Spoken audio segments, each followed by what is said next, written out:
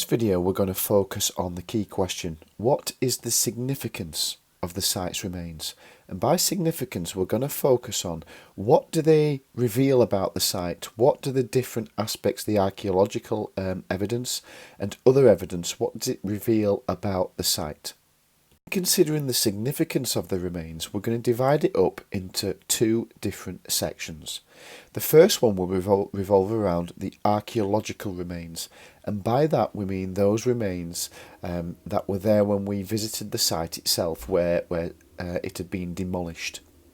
And then secondly, we're going to focus on the existing working site, and that's the area about a third of the previous site, which is now owned by Wabtec. And essentially we're thinking about what do they reveal about the site, what does it tell us? I think it's important for us to, right at the beginning, to help to focus on the different types of evidence that we've looked at. How is it that we've been able to build a picture of the Doncaster Plant Works? Essentially, remember that it was built in 1853. How do we know what it even looked like? It's important to start off by highlighting that there is, of course, photographic evidence. And photographic evidence from the period in question. These ones are around towards the end of the 19th century, moving into the 20th century, but essentially we know what the site looked like because of photographical evidence. In addition to that, there are existing maps, and those maps highlight what the original buildings actually look like. Remember this area here? That bit no longer exists. However, maps actually tell us what was there. I think it's also important to highlight the fact that nowadays we have satellite imagery, and this area here still shows us some kind of footprint of the buildings that were there. And of course we know what it looked like because part of the site still exists at Wabtec, and so for instance when we visited it, those buildings just there that we can see, those echo the type of buildings that existed right from the very beginning. It's important to say at this stage that we can actually use different examples and different pieces of evidence to piece the puzzle together. So here we've got a satellite imagery of the site itself. If you remember, we entered the site here. And we walked all around here, and we went to this area, and we discovered that even though it was difficult to see anything on the ground floor, by zooming up and outwards from a bird's eye view, a satellite image is much better description, is that we can see that this was the previous site, and we can still see some kind of footprint of the buildings all around here. And that's important, that it's almost like an archaeological remain itself, but this can only be seen by using satellite imagery. In addition to that, we can see the area of Wabtec here, and that's the existing site. And as we said, by using different pieces of evidence, we can see here and we can highlight that there were different buildings that no longer exist. So the dismantling shop, for instance, and the large repair shop no longer exist, but this map actually reveals that they were there. We can also look at the different paint shops, and we can see that there was a canteen area also, and essentially the previous site is divided around this area here, and we've got other areas like the central boiler house and the so-called diesel test house.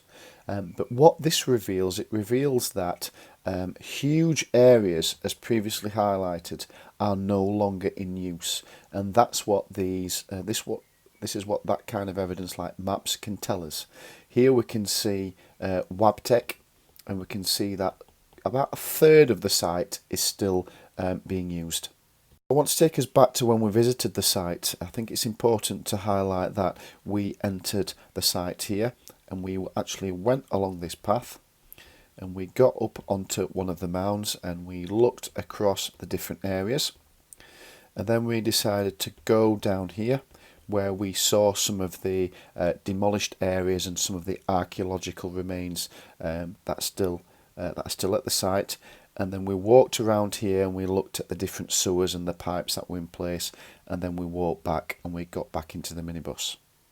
When we entered the site, these gates were open, but it highlights that the gates are still intact, and it would help an artist to reconstruct the site. We've still got the buildings in place there. We've even got the speed that was still allowed, that we can just see there. So this is important for existing clues still remain, and it highlights that this must have been clearly quite a significant site, because the gates are rather large, but nevertheless they're still intact. You remember that the vast majority of the remains had been taken away and been disposed of, but we did discover some of the remains that were still there, and here we can see some of the concrete that was used. And this was useful for us because it highlighted that they used reinforced concrete with steel supports, and we can see here that these steel supports still existed, so we can see that there. This suggests that the buildings were very large, and it needed reinforced concrete in order to make sure that these large workshops wouldn't crumble due to the work that was going on within them.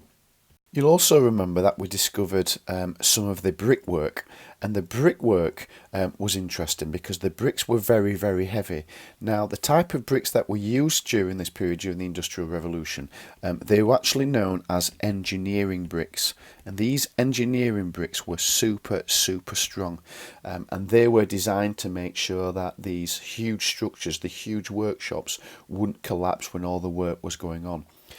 In addition to that, we could see that there were still clues with regards to what the building looked like. Although it's difficult for us to paint a picture just by using this evidence alone, this is what archaeologists and historians would do. They would make educated estimates with regards to putting pieces of the puzzles together, but it's much more helpful for us because we know of the photographs that existed. And then as we move towards Wabtec itself, we found some more evidence that had been left that gave us more clues. So we could see here within the reinforced concrete itself, when we look at something like that, there was some kind of pipe work. And then as we looked at this area here, we saw that was like the entrance to the sewers, or it may even be the boiler room, the pipe work that surrounded the boiler room. But this is what it revealed. It revealed that it gave us clues to the different types of structures that must have been in place during the period of the Doncaster Plant Works. Now, I know you remember that we discovered some areas that were covered by huge stones, and these areas were gateways to what we weren't sure whether it was a sewer network or pipes to the boiler room. Oh, there's some funny looking students. I don't know which school they're from, but focusing back onto this, we didn't know whether it was a sewer network, as mentioned before, or pipes to the boiler room. And I suppose what this reveals about any kind of archaeological or historical study is that with history, sometimes we don't always have the answers to the questions that we need to pose. So this is a really important one, which is, was it a sewer network, or was it pipes to a boiler room? And then ultimately we must consider the fact that there are existing remains, and these are highly significant because, as we can see here, these are the existing buildings, and this is what the workshops would have looked like before they were demolished. So here we can see this is when the Flying Scotsman returned for a celebration event, and here we can see it, this is during the 1980s also. These are the different workshops, so the fact that they're still intact is highly significant for helping us to understand what the site actually looked like and how it operated. And of course there is the existing remains, which is nowadays known as the Wabtec group. And Wabtec here, this is really useful for us. It's highly significant because it reveals that element of continuity, that even though only about a third of the site still remains, we've got a highly skilled workforce just as in previous times. We've got trains being overhauled and repaired. They're not steam trains anymore, they are electric trains, but nevertheless what the existing remains, it's highly significant for showing us what the site must have been like in the past. Let's go back and focus on the purpose of this video, which was to look at what is the significance of the site's remains. And you remember we divided this up into two different sections, the archaeological remains and then the existing site around Wabtec. So let's just zoom in, and you remember that we looked at different parts when we visited the site.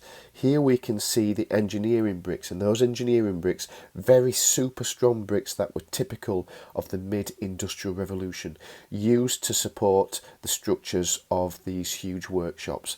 And then we discovered some of the existing concrete elements of the previous buildings, and they had those steel reinforcements in them. Remember, the gates were open when we visited. Here they are actually closed, but that's useful if an artist wanted to reconstruct any part of the site, because we've got the physical remains intact. You'll also remember that when we actually visited there, we actually started here at the entrance, but we couldn't see any of this. But it's satellite imagery that helps us to understand the significance of the site, because it shows the scale.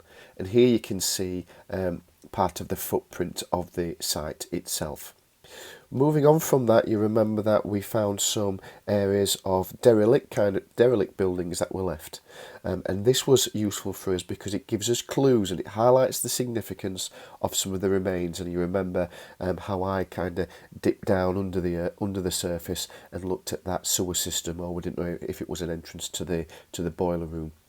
And then finally we looked at the existing site itself, how Wabtec is still operational, but it was these buildings here that were highly significant, because it helped us to imagine exactly what the buildings must have been like, because they are very similar to the ones that we've seen in photographs also.